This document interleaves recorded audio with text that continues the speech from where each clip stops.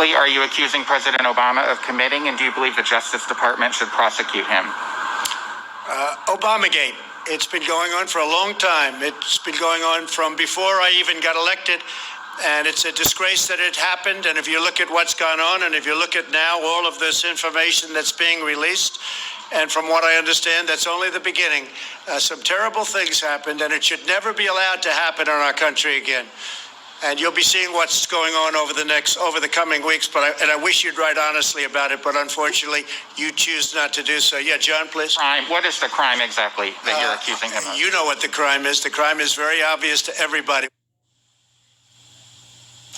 Phil Rucker, The Washington Post, exposing Donald Trump's repeated and debunked efforts to blame former President Obama for the Russia investigation and Michael Flynn's own lies told to the FBI, lies he admitted to telling.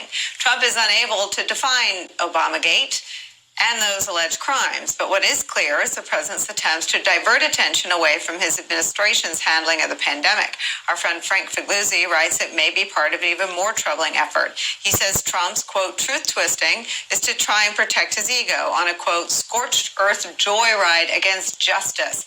It's an intensifying strategy and one that he can't pull off without Attorney General Bill Barr. Joining us now is the aforementioned Frank Figluzzi, a former assistant director for counterintelligence at the FBI, also our friend, former acting Solicitor General Neil Katyal is here. Frank, take us through your piece, because it's terrifying, but it is all out in the open. Donald Trump has sought to prosecute his political enemies since when Jeff Sessions was the Attorney General and Don McGahn was the White House counsel, and those efforts were thwarted then, but not so much now, maybe, with Bill Barr there.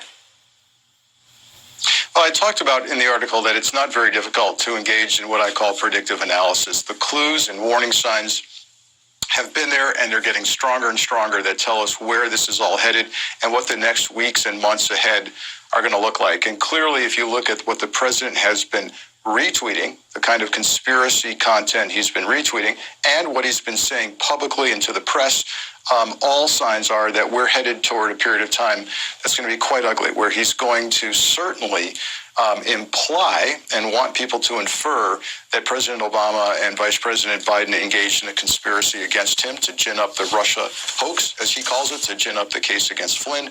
And on a worst case scenario, as I point out in the article, we may see an accomplice in this mess, and that would be the Attorney General of the United States, who might even go so far as to attempt to charge or smear in some official way, perhaps even to try to call a grand jury, where we see former officials, prior administration officials, attempt to ruin them. But I want to point out, as I did in the article, that it's really important to understand the fact versus fiction. What I see in the conspiracy theories, particularly the Federalist article that the president retweeted, is the notion that just because the intelligence community was briefing the Obama White House on the Russia threat, on concerns about Flynn during the transition period, and just because President Obama said, hey, this concerns me because we're about to give classified briefings to the incoming administration, please tell me whether we can trust Flynn and the transition team to give them the classified briefings. The intel community went out and looked at that. Now everybody on the Trump side seems to be saying, there's the bombshell evidence that this was a conspiracy. Neil, Frank Figluzzi writes about and talks about fact versus fiction. Here's some facts that I remember. Fact, the person who warned Donald Trump not to put Mike Flynn on any of the lists for key national security positions, posts, including national security advisor, including defense secretary, including CIA director or secretary of state, wasn't a Democrat. It wasn't Obama. It was Chris Christie. Fact, Chris Christie was fired as head of the transition for not putting Mike Flynn on any of the lists as even a top 5 or 10 candidate for any important national security position. Fact, Chris Christie was punished by Jared Kushner and Steve Bannon, who was his henchman in that undertaking. They dumped the transition books, which didn't have Mike Flynn's name on any of the lists for any of the key national security posts, because he too shared concerns about whether Mike Flynn was suitable for a national security position. So there's a pretty inconvenient little wrinkle in Donald Trump's fantastical delusions about Mike Flynn and the Russia investigation. Chris Christie didn't think he belonged anywhere near classified information or a senior national security post either. Yeah, it's fantastical delusions, as you put it, Nicole. It's also kind of tinfoil hat-ish, really, at the end of the day. I mean, I've taught criminal law for over 20 years at Georgetown. I've never heard of the crime called Obamagate. It doesn't exist.